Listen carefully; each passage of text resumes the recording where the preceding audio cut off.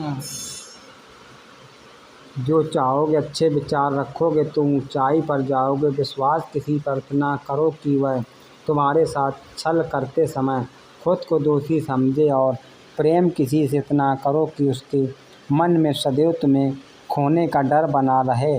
भगवान श्री कृष्ण कहते हैं, व्यक्ति को सदैव बुराई से बचकर रहना चाहिए। अगर कोई बुरा कर्म करता है तो वह कर्म उसको अपने जीवन में ना ही पड़ता है। जिस प्रकार सैकड़ों गायों के बीच बछड़ा अपनी माँ को खोज लेता है, ठीक उसी प्रकार कर्म का फल आप हजारों की भीड़ में भी खोज लेगा। माधव कहते हैं कि किसी जीव को कष्ट देकर आप मुझे खुश नहीं देख सकते हो। श्री कृष्ण जगत के स्वामी है, वह कण कण में निवास करते हैं। छोटे से छोटे जीव के हृदय में ईश्वर का वास होता है। किसी जीव को कष्ट का अनुभव होना ईश्वर को कष्ट का अनुभव कराता है। इसलिए किसी भी जीव को कष्ट देना ईश्वर को कष्ट देने के समान है। मृत्यु एक अटल सत्य है जिसे कभी बदला नहीं जा सकता है।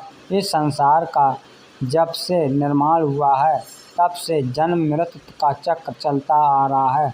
जिस प्रकार मनुष्य अपने पुराने वस्त्रों को त्याग कर नए वस्त्र धारण करता है, ठीक उसी प्रकार आत्मा पुराने व्यर्थ शरीर को त्याग कर नए शरीर को धारण करती है। यह प्राकृतिक का नियम है। इसे सत्य को स्वीकार करके भय मुक्त होकर आज में जीना चाहिए। ज्ञानी व्यक्ति ना तो मरने वाले को शोक करते हैं और ना ही उनका शोक करते हैं जो अभी जिंदा है, क्योंकि वे जानते हैं जो मर गया वह फिर से जन्म लेगा और जो जिंदा है वह एक दिन जरूर मरेगा। केवल ज्ञान ही एक ऐसा अस्त्र है, तत्व है, जो कहीं भी किसी भी अवस्था में और किसी भी काल में मनुष्य का साथ नहीं छोड़ता है।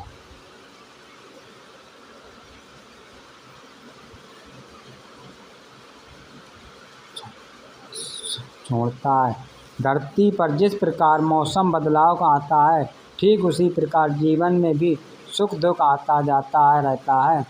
युद्ध और जो यह जीवन सफलता केवल 3 शस्त्रों से प्राप्त होती है, धर्म, धैर्य और साहस।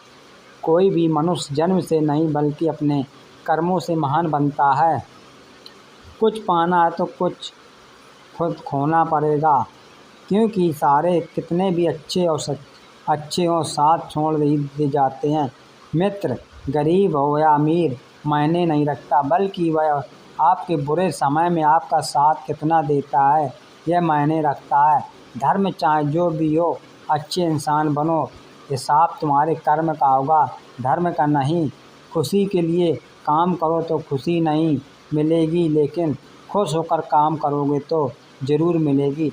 जब आप दूसरों के लिए अच्छा चाहते हैं तो वह अच्छी चीज़ें आपके जीवन में वापस आती हैं। यह प्रकृति का नियम है। आपका मूल इससे तय नहीं होता कि आप क्या हैं, इससे तय होता है कि आप खुद को क्या मानने की क्षमता रखते हैं।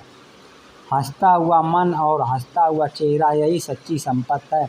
मनुष्य हमेशा अपने भाग को कोसता है, यह जानते हुए भी कि भाग से भी ऊंचे हमारे कर्म हैं।